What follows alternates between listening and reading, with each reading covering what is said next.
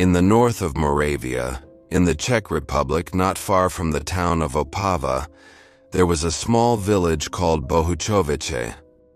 It was the winter of 1985. Snow covered the rooftops, and smoke rose from chimneys slowly, as if it didn't want to enter the freezing air. The streets were filled with a quietness known only to people living far from the cities. A silence where every breath feels loud, and every step echoes like it belongs to another world. At the edge of the village stood the Smolka family house, an old building with peeling plaster and a small yard where they dried laundry in summer and stored wood in winter. A house that remembered more than it should. Inside lived the grandparents, their daughter and her 2 children. The youngest 11-year-old Tomáš was a quiet, sensitive boy, always a little outside the world of others. He often sat by the window, staring into the white emptiness and whispering to himself. Sometimes he laughed. Sometimes he was afraid, no one knew of what.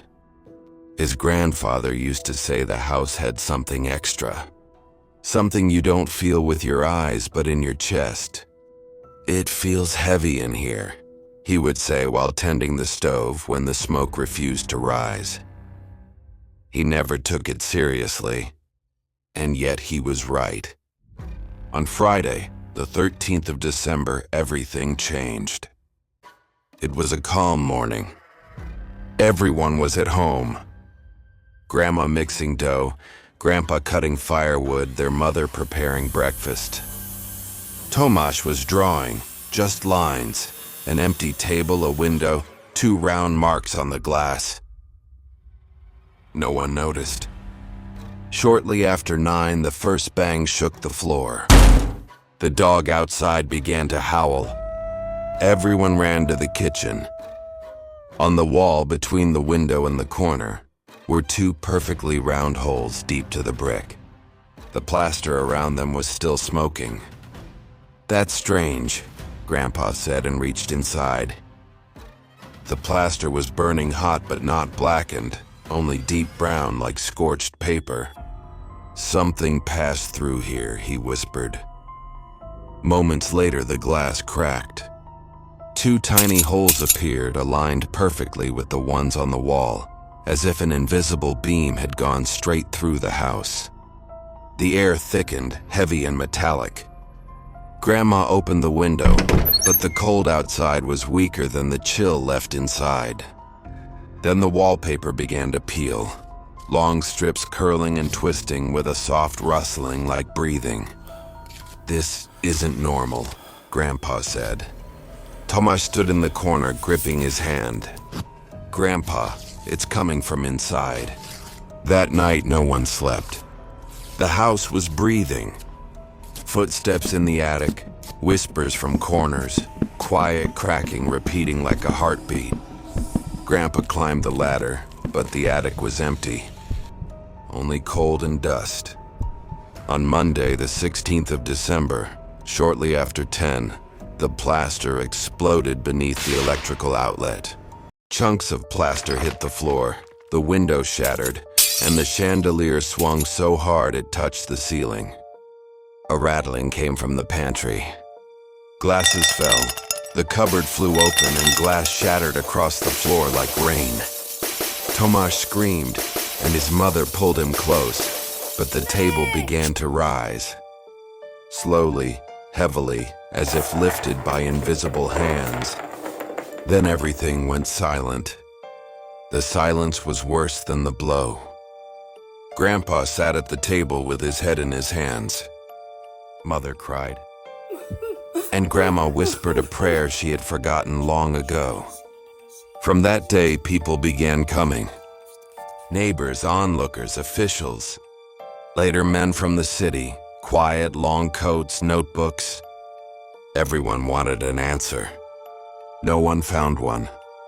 Some said they saw a light. Others heard bangs. One man claimed he heard a child laugh when no one was inside.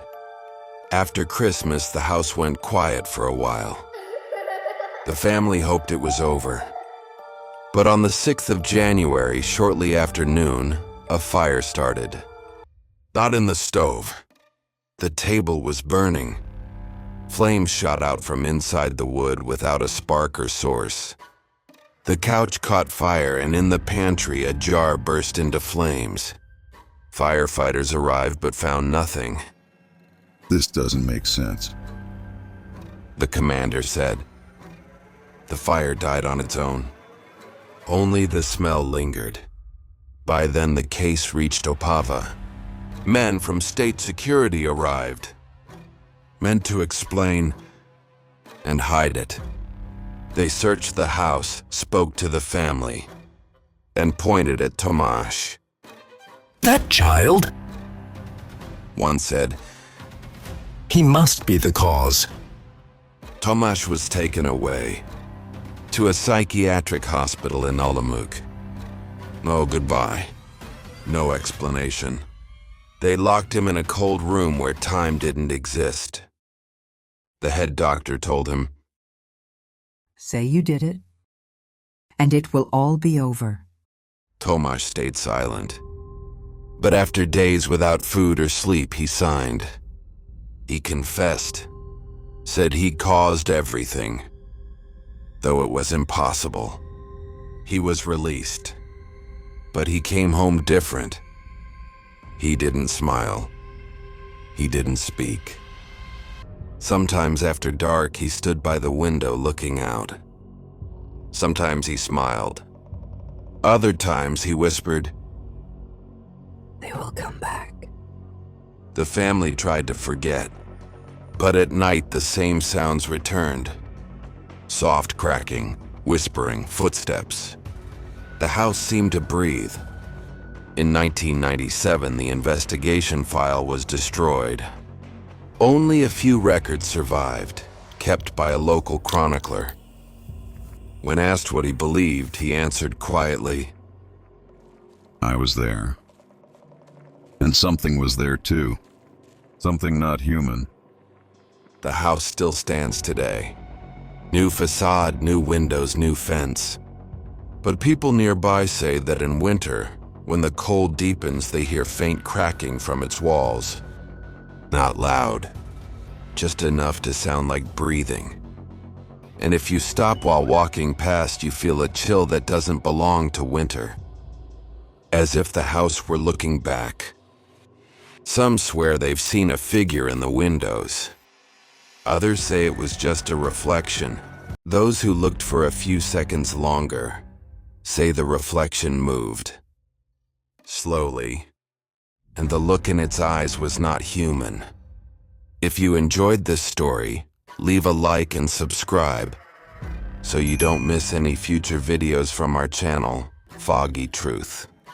And yet, whenever you drive past an old house in the winter, one like this, don't forget to look at the windows. Someone might be waiting there, not because they want to be seen, but because they're waiting for you to look, because the ones who stared too long never forgot it. And if you see a shadow that moves from inside, don't turn around. Keep walking. Because the house people once claimed only wanted to show its presence. Didn't want to warn. It wanted to harm. And maybe it still does.